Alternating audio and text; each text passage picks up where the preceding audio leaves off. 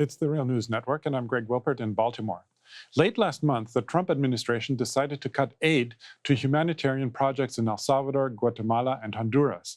These projects were put in place in order to alleviate economic and social crises that drove people to immigrate from these countries in the hope of finding a better life to a large extent in the United States. In 2016, U.S. aid to Guatemala, Honduras, and El Salvador totaled $750 million, and for this year it was programmed at $450 million. Trump argued that the aid does not do enough to stop migration, and so he will cut all humanitarian assistance.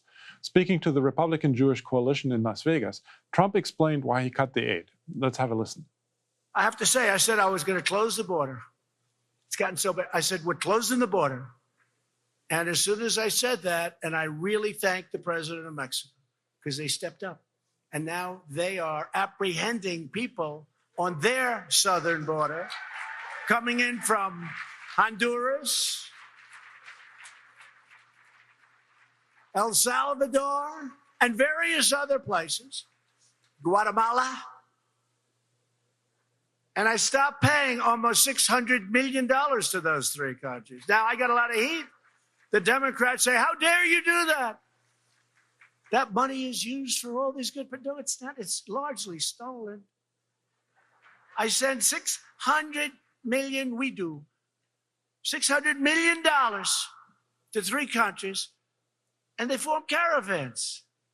Now, if the government wanted to, I have a feeling they'd be able to stop caravans from forming in those three countries. I have a feeling.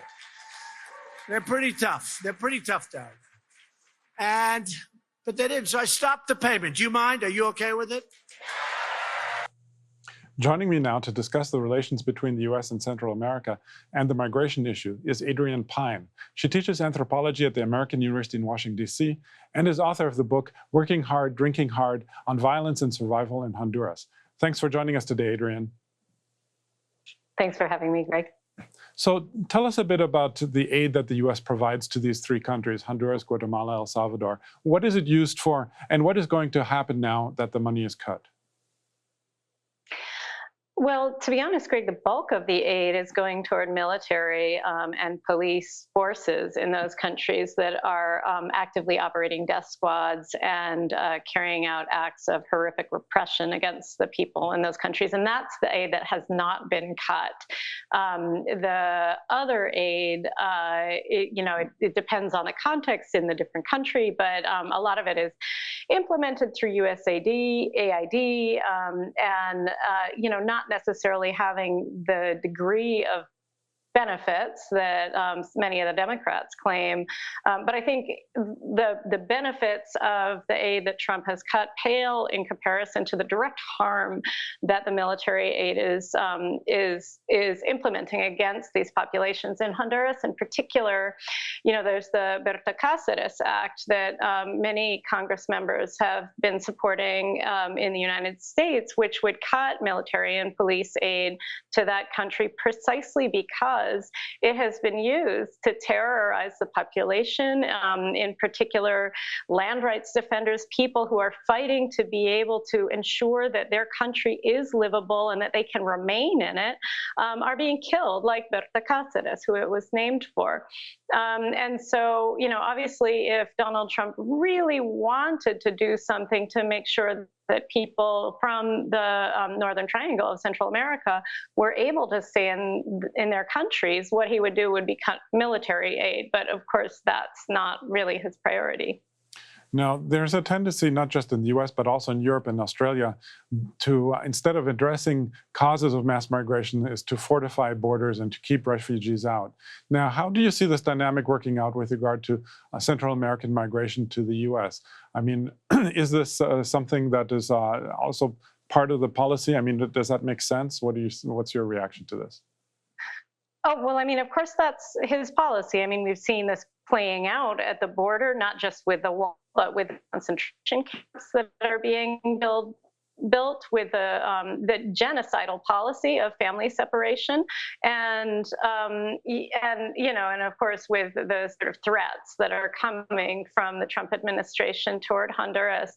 But again, the walls are not going to keep people from migrating if the situation that they are facing at home is so dangerous that their only option is to leave. And that is, in fact, the case in Honduras. I just returned a few days ago from Tegucigalpa, the capital, and ever since the 2009 military coup that ousted the democratically elected president Manuel Zelaya, things have gotten far worse than they had been before. But it's really, it's worse than I've ever seen it. It's unsurvivable in neighborhoods where you have really police in collaboration with the gangs are carrying out these war tax campaigns. Basically, that's what they're called in Honduras, so that anybody who has a small business, anybody who lives in a neighborhood, in a working class neighborhood, has to pay exorbitant amounts to the police and the gangs in collaboration,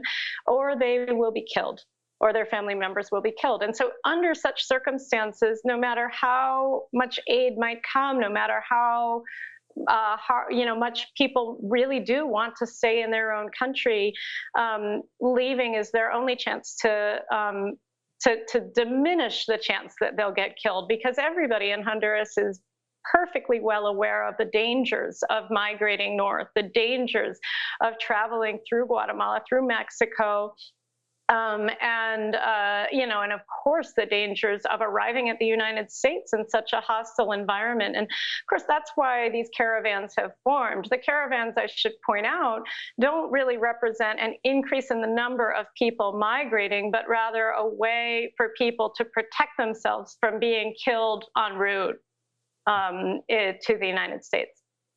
Now, of course, the tricky question is now what's the alternative? I mean, Trump says, in the talk that we just saw, he says that he thinks that the governments could actually try to stop these caravans and the migration, which of course would mean something like closing their own borders and preventing people from migrating, which would be pretty outrageous if that were to happen.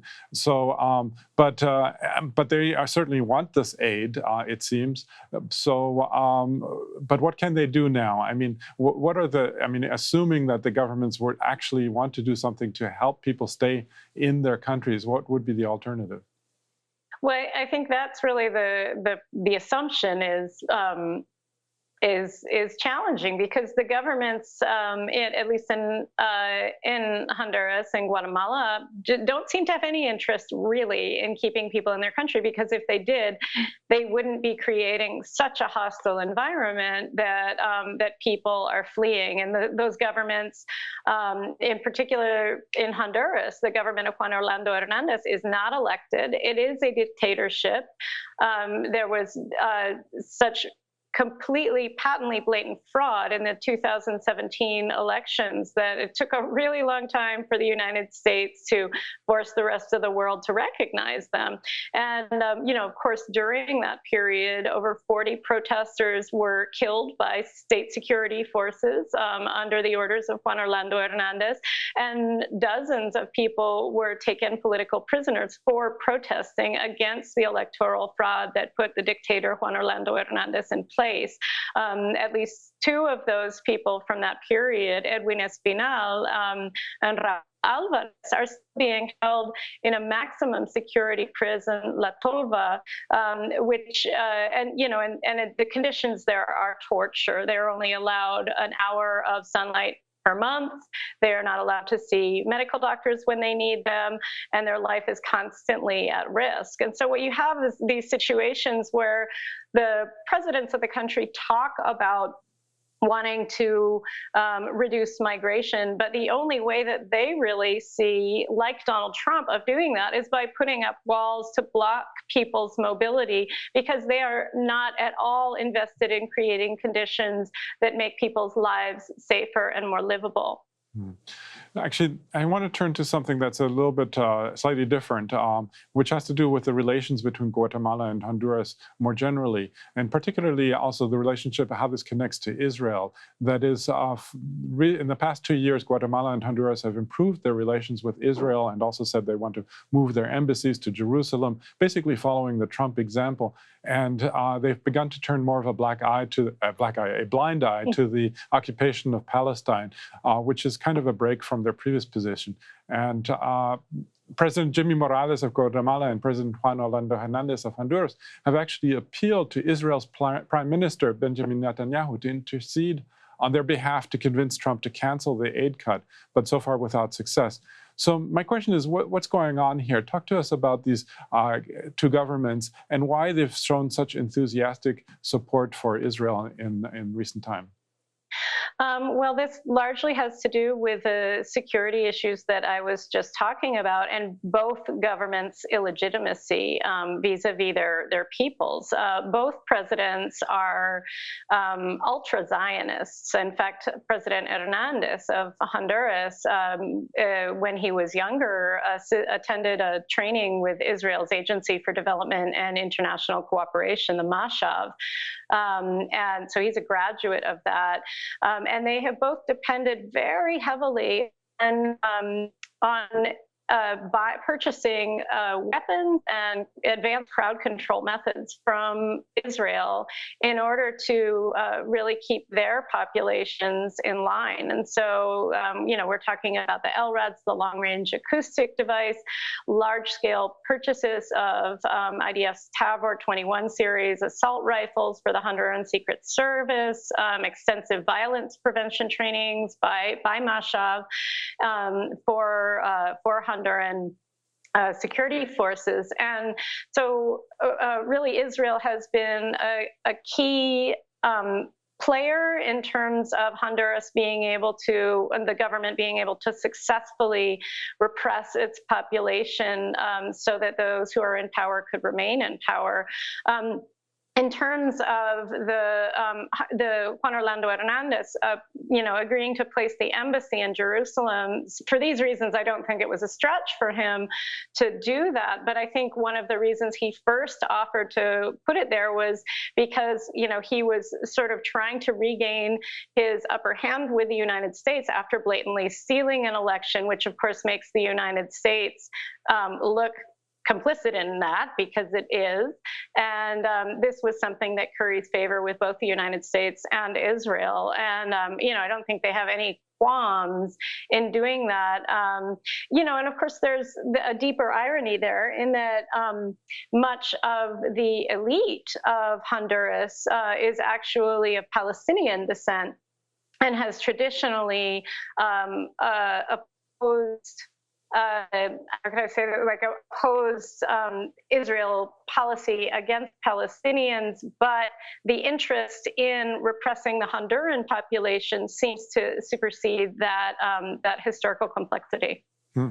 Actually, that's also interesting to note, of course, that the Salvadoran president himself, Bukele, is also of Palestinian descent. But we're going to have to leave it there for now. I was speaking to Adrienne Pine, professor of anthropology at American University. Thanks again, Adrienne, for having joined us today. Thank you. And thank you for joining the Real News Network.